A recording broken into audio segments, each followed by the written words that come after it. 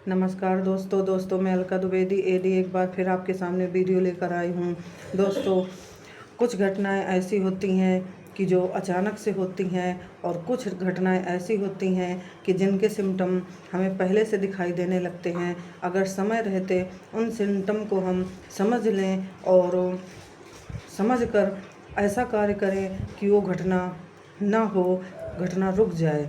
दोस्तों, अभी कुछ समय पहले मैंने एक वीडियो डाला था जिसमें मैंने बताया था कि दो लड़कों के बारे में मैंने जिक्र किया था जो कि मेरी बेटियों के बारे में गलत सोचते थे और कोई किसी बड़ी घटना को अंजाम देने की साजिश रच रहे थे।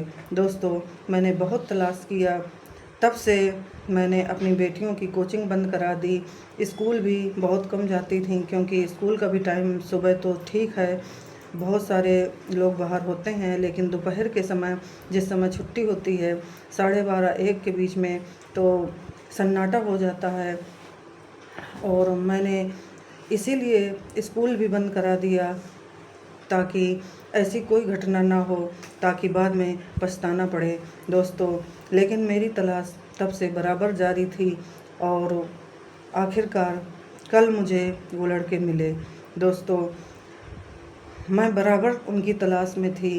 दोस्तों, इधर 20-25 दिन से मेरी बेटियां बता रही थीं, वो दुकान का सामान लेने जाती थीं और जब सामान लेकर आती थीं तो जाने से लेकर वापसी तक वो दोनों तो नहीं, एक, क्योंकि एक उसके साथ में रहता था और एक की हरकत थी, लेकिन साथ वाले का भी नाम बराबर चलता है। कहते हैं संगत का जो असर होता है उसमें जो सामने होता है, अगर चोरों के पास खड़ा होगा तो वो भी चोर कहलाएगा। इस तरह से वो पीछा करते थे और एक दिन मेरी बेटी ने आकर बताया, वो साइकिल में बहुत बड़ी झाल लादे हुए थी, दुकान का सामान लाने जाती हैं। तो दोस्तों, उसने बताया कि मम्मी आज वो इस तरह से वहाँ क्रिकेट खेल रहा था, बॉल थोड़ा दूर जा रही थी और वो दौड़ते हुए इस तरह से आ रहा था कि जैसे वो साइकिल से भिड़ना चाह रहा हो। और उसने आकर पूरी बात बताई और मैं उसी दिन से फिर से उसकी तलाश में थी। दोस्तों, कल मेरी तलाश पूरी हुई और वो दोनों ही मुझे मिले। दोस्तों, बेटियों के साथ मुझे देखकर वो जाने लगा आगे, अब दूसरी गली में मुड़ने लगा और मैंने वहीं मोहल्ले की ही बात है, मैंने एक व्यक्ति से पूछा, मैं उसको नहीं जानती क्योंकि यहाँ तो मेरी ससुराल है, मैं बहुत लोगों को नहीं जानती, लेकिन बहुत सारे लोग मुझे जानते हैं।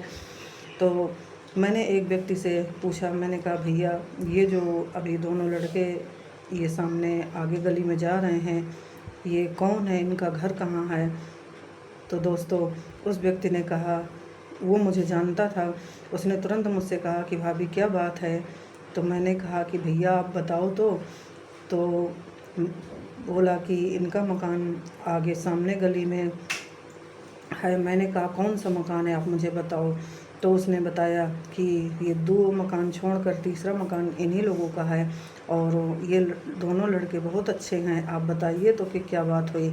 तब मैंने उसको शॉर्टकट में थोड़ी बात बताई और थोड़ी ही बात बताने पर उसमें से जिस लड़के की हरकत थी वो ज़्यादा पीछा करता था, उसने तुरंत वहाँ से आया और वो समझ चुका था क्योंकि मैं उसके मकान की तरफ देख रही थी और आगे बढ़ने की सोची थी कि मैं जाऊं, और वो तुरंत समझ गया था। वो तुरंत मेरे पास आया और बोला, आंटी जी क्या हुआ? मैंने कहा कि ये बताओ कि ये जो तुम हरकत कर रहे हो ये जायज़ है कि नाजायज़ है? बोला कि ऐसी कोई बात नहीं है। मैंने कहा 1 महीना हो गए, तुम धीरे धीरे पीछा करते हो, आज एक दिन तुमने बेटी की साइकिल में भिड़ने की भी कोशिश की, ये किस तरह का तरीका है? तो बोला नहीं आंटी, मैं फ़ोन पर बात कर रहा था, ऐसा कहीं कुछ नहीं है। तो मैंने कहा चलो उस दिन तुम फ़ोन पर बात कर रहे थे, लेकिन इस तरह से जो ऐसे तुम पीछा करते हो और घूर घूर देखते हो। तब मैंने कहा ये बताओ कि तुम्हारे घर में बहनें नहीं हैं, तुम्हारे घर में माँ नहीं है? सारी स्त्रियाँ एक ही जैसी होती हैं, तुम अपनी माँ को अपनी बहन को क्यों नहीं ठीक से देखते हो? उनको देखो, तुम्हें बाहर देखने की ज़रूरत नहीं पड़ेगी। इस तरह से मैंने बोला। वो आंटी आंटी करने लगा। उसके बाद में वो जिस व्यक्ति से मैंने इसका मकान पूछा था उससे उसने पूछा कि इनका घर कहाँ है। तब वो उस व्यक्ति ने कहा कि अरे ये पंकज भैया की बेटियां हैं। जैसे ही उसने मेरे पति का नाम सुना तुरंत बोला कि अरे ये पंकज चाचा की बेटियां हैं, आप पंकज चाचा की भी चाची हो। मैंने कहा पंकज चाचा की मैं चाची नहीं हूँ, उनकी बीवी हूँ।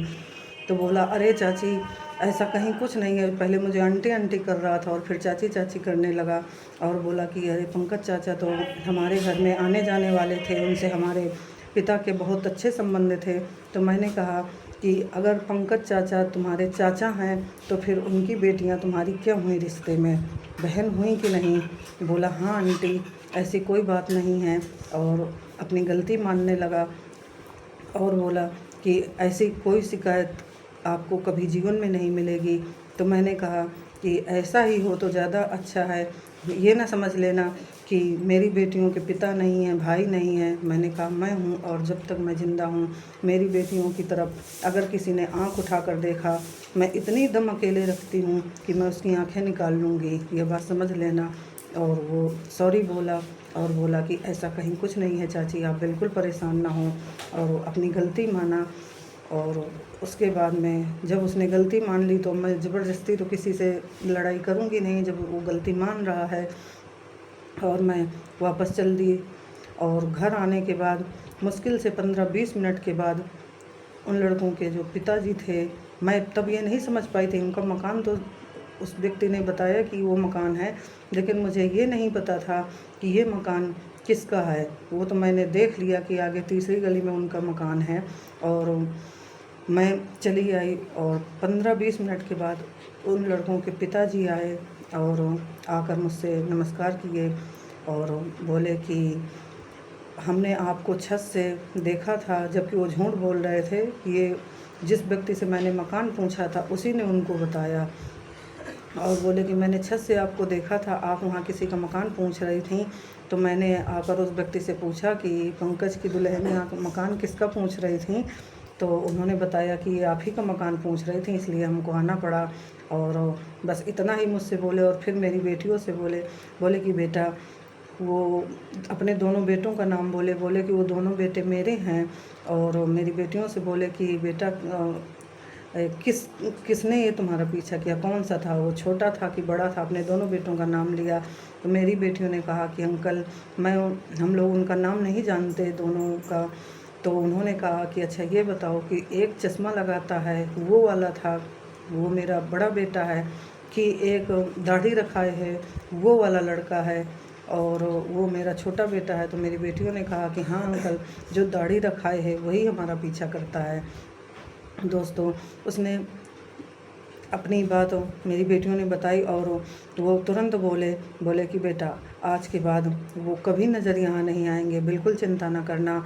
और वो नोएडा में रहता है, अभी पीलिया उसको हो गया था 1.5-2 महीने पहले, तभी वो यहाँ आया है और तभी से यहाँ रहता नहीं रहा है। उसे मालूम नहीं था, बोला कि अभी वो आकर 1.5-2 महीने से यहाँ रह रहा है और अब ऐसी बात है, अब वो बहुत जल्दी यहाँ से चला जाएगा, हम बहुत जल्दी उसको नोएडा भेज देंगे।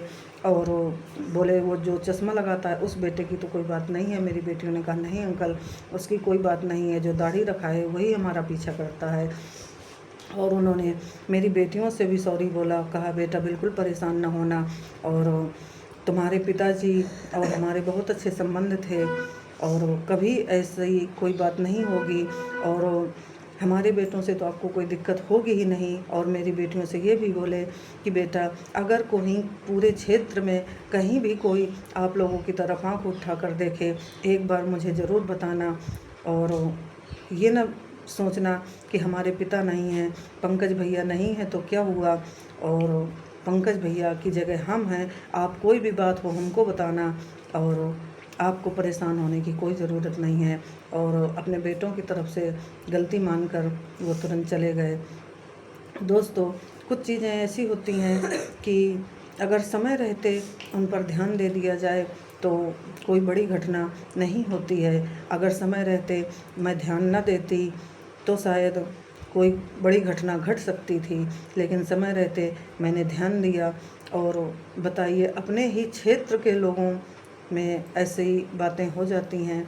दोस्तों, कोई भी बात हो उसको नज़रअंदाज नहीं करना चाहिए। बच्चे अगर कोई बात बताते हैं उस पर गौर करना चाहिए, अपने बच्चों की बातें समझना चाहिए और समझने के बाद विचार करना चाहिए और ऐसी अप्रिय घटनाओं को होने से रोकने की कोशिश करना चाहिए। अब दोस्तों, मुझे पता चल चुका है। पहली बात तो अब आगे उन्होंने खुद ही प्रॉमिस किया है कि वो अपने बेटे को यहाँ से बहुत जल्दी हटा देंगे। उन्होंने बताया कि उसको पीलिया हुआ था, इसी वजह से वो यहाँ बुलाया गया था। और अगर नहीं भी हटाते हैं, मान लीजिए उनका घर है तो आएंगे जाएंगे, लेकिन अब ऐसी घटना नहीं होगी।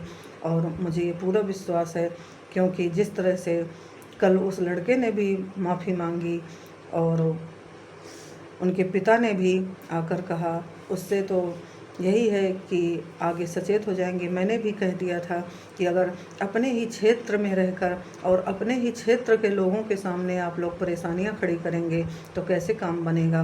मैंने उस लड़के से भी यही कहा था कि तुम्हारी माँ बहन नहीं है, माँ बहन को नहीं देख कर सकते हो, अपनी माँ बहन को इतने अच्छे से घूरो, उनको देखो। अगर माँ बहन को देख लोगे तो बाहर देखने की ज़रूरत नहीं पड़ेगी। और वो बेहद शर्मिंदा हुआ था।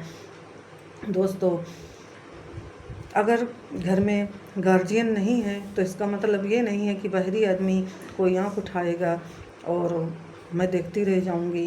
दोस्तों, आगे मैंने कुछ नहीं कहा कि इसके मन में और कैसे विचार थे, वो तो मेरा पर्सनल अनुभव है। मुझे पता हो जाता है कि किस तरह की विचारधारा उसकी है। दोस्तों, मैं किसी के ऊपर उंगली नहीं उठाती, लेकिन इतना कहूँगी कि पहले माँ बाप को अपनी जगह दुरुस्त रहना चाहिए। अगर माँ बाप ही गलत रास्ते पर चलेंगे तो अपने बच्चों को सही रास्ता कैसे दिखा पाएंगे। अगर आप खुद गलत हैं तो अपने बच्चों को सही रास्ता नहीं दिखा सकते। और जो मैंने देखा है, मुझे उनसे कोई लेना देना नहीं, बात ख़त्म है वहीं से। अगर आगे बात बढ़ती है तो मैं निपटने के लिए सक्षम हूँ, लेकिन जहाँ पर इस तरह का मैटर हो कि बच्चे बिगड़ रहे हैं तो माँ बाप को पहले अपना गिरेबान देखना चाहिए कि हम सही हैं। अगर आप सही हो तभी बच्चे को सही रास्ता दिखाओगे। और मैंने देखा है कि जब कभी उनके पिता भी दारू वगैरह लगा लेते हैं, मैंने देखा है निकलते चलते। और जब आप इस तरह का स्वयं करोगे तो बच्चे को कैसे रोक पाओगे। और बच्चे जो होते हैं वो अपने माता पिता के सामने अच्छा बनने की कोशिश करते हैं, लेकिन बाहर वो क्या करते हैं ये कोई नहीं जानता। माँ बाप से छिप कर काम करते हैं। दोस्तों, जो मैंने उनके ये जिस लड़के की बात है उसको मैंने देखा, दोस्तों वो मैंने पहले ही वीडियो में बताया था कि छपरी टाइप का लड़का है देखने में। पता नहीं नोएडा में क्या करता है क्या नहीं, वो उनकी प्रॉब्लम है, मुझे क्या लेना देना। लेकिन यहाँ एक दुकान है और उस दुकान में बैठकर वो गांजा पीता है। और इतने अच्छे परिवार से, इतने अच्छे बैकग्राउंड उनका है, उसके बाद भी लड़का उनका गांजा पीता है, छपरी टाइप का माहौल बनाता है और इस तरह के सिस्टम में लगने की कोशिश करता है, जो कि गलत है। और मैंने काफ़ी कुछ कह भी दिया। अब आगे जो भी होगा दोस्तों, मैं फिर से वीडियो बनाऊंगी। अगर कोई मैटर है, नहीं मेरे हिसाब से तो यहाँ मैटर ख़त्म है। और अगर आप वो रास्ते में नहीं पड़ता तो अच्छी बात है, अगर समझदार होगा तो जितना मैंने कल बोल दिया है और जितना उसने सॉरी भी बोल दिया, उसके पिता ने भी सॉरी बोल दिया, तो आगे अब ऐसा मैटर नहीं होना चाहिए। दोस्तों, इस तरह की घटनाओं से मेरे बच्चों के जीवन में प्रभाव पड़ा, कोचिंग बंद करनी पड़ी, क्योंकि मैं कोई रिस्क नहीं लेना चाहती थी। मेरे जीने का ये दो ही सहारे हैं, मेरी दोनों बेटियां, और मैं रिस्क लेकर काम नहीं करना चाहती थी और मुझे कोचिंग बंद करनी पड़ी। इधर 20-25 दिन से स्कूल भी नहीं जा रही हैं, क्योंकि मैं नहीं चाहती थी कि कोई अप्रिय घटना हो जाए। उसके बाद दोस्तों, पहले मेरी बेटियों का जीवन ज़रूरी है, उसके बाद करियर ज़रूरी है, और इसीलिए मैंने ऐसा फ़ैसला किया। वैसे भी मेरी बड़ी बेटी का इलाज चलता है और दोस्तों ज़्यादा गर्मी होती है तो वो स्कूल नहीं जा सकती, क्योंकि डॉक्टर ने भी मना किया है, उसको ज़्यादा गर्मी बर्दाश्त नहीं होती, क्योंकि उसकी दवाएं बहुत गर्म चल रही हैं। जब मौसम ठीक होता है वो तभी स्कूल जा सकती है, क्योंकि ज़्यादा गर्म मौसम में उसको प्रॉब्लम होती है, चक्कर आता है, क्योंकि दवा बहुत हार्ड चल रही है। और अभी तो उसका 30% इलाज लगभग बाकी है, 70% आराम हुआ है। और मैं अपनी प्रॉब्लम में इतना परेशान हूँ, और ये इस तरह के जो दूसरी प्रॉब्लम आ जाती हैं उनसे निपटने में मुझे बहुत दिक्कत होती है, बहुत परेशानी होती है। वैसे भी ईश्वर ने मेरे जीवन में बहुत सारी समस्याएं दी हैं, उन्हीं से मैं निपट नहीं पा रही हूँ। अभी दोस्तों बहुत जल्दी बेटी का चेकअप कराना है, पूरी जांचें होनी है। और अभी तो डॉक्टर ने केवल ऐसे ही ऊपर से देखकर बताया है कि लगभग 70% आराम है, 30% अभी इलाज बाकी है, लेकिन जांचें लिख दी हैं। और इसी महीने के लास्ट के पहले पहले मुझे बेटी की सारी जांचें करानी है और फिर से दिखाना है डॉक्टर को। डॉक्टर देखकर जांचें फिर बताएंगे कि आगे क्या करना है, किस तरह से अभी कितना इलाज चलेगा। लेकिन इस तरह से इलाज में मेरी बेटी को खुद ही बहुत प्रॉब्लम हो रही हैं। और दोस्तों अब इस साल मेरी बड़ी बेटी का इंटर है और छोटी बेटी का हाई स्कूल है, और पढ़ाई में काफ़ी दिक्कतें आ रही हैं। मैंने इसीलिए कोचिंग लगवाई थी कि अगर स्कूल नहीं जा पा रही हैं ज़्यादा देर के लिए तो कोचिंग में थोड़ा बहुत पढ़ती, लेकिन ये कुछ ऐसे नालायक अराजक तत्वों की वजह से कोचिंग भी बंद करानी पड़ी, जिसका मुझे बहुत खेद है। और घर पर उतनी पढ़ाई नहीं हो पाती है, लेकिन फिर भी जो किस्मत में होगा देखा जाएगा, आगे देखते हैं क्या होता है। लेकिन दोस्तों मैं आप लोगों से यही कहूँगी कि हर व्यक्ति को इतना सतर्क होना चाहिए और सावधान रहना चाहिए कि कहीं भी कोई भी इस तरह की घटनाएं आप होने से रोक सकते हैं। अगर समझ में आ जाए आपको कहीं, तो ज़रूरी नहीं है कि जब घटना हो जाए उसके बाद आप ढिंढोरा पीटते फिरें।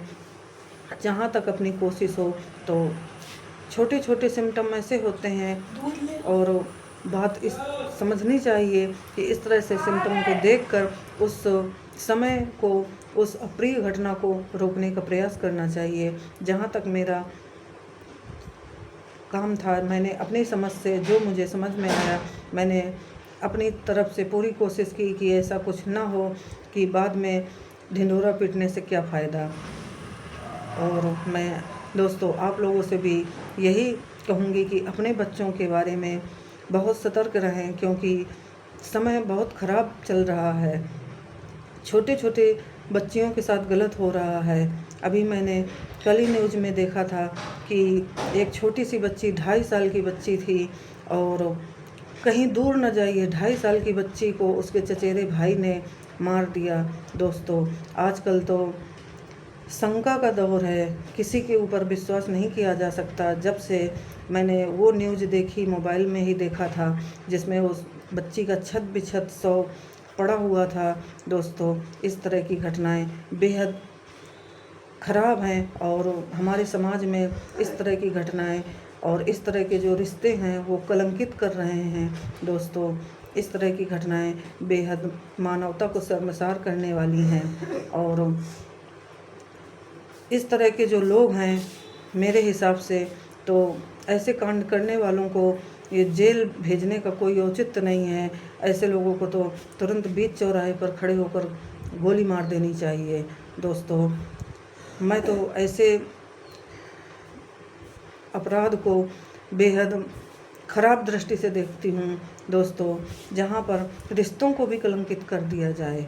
ये बेहद ख़राब मानसिकता के लोग हैं, और ऐसे लोगों को जेल में डालकर और कुछ दिन बाद जमानत पर रिहा कराकर और फिर केस चलने पर, और उनको ये बाहर निकलने का मतलब है कि उनको खुला छोड़ देना, दूसरी घटना को न्योता देना है। दोस्तों मेरा विचार है, और अगर मेरी चले, मेरे हाथ में ऐसा हो तो मैं तो ऐसे लोगों को बीच चौराहे पर तुरंत गोली मार दूं। लेकिन अब ऐसा नहीं हो सकता।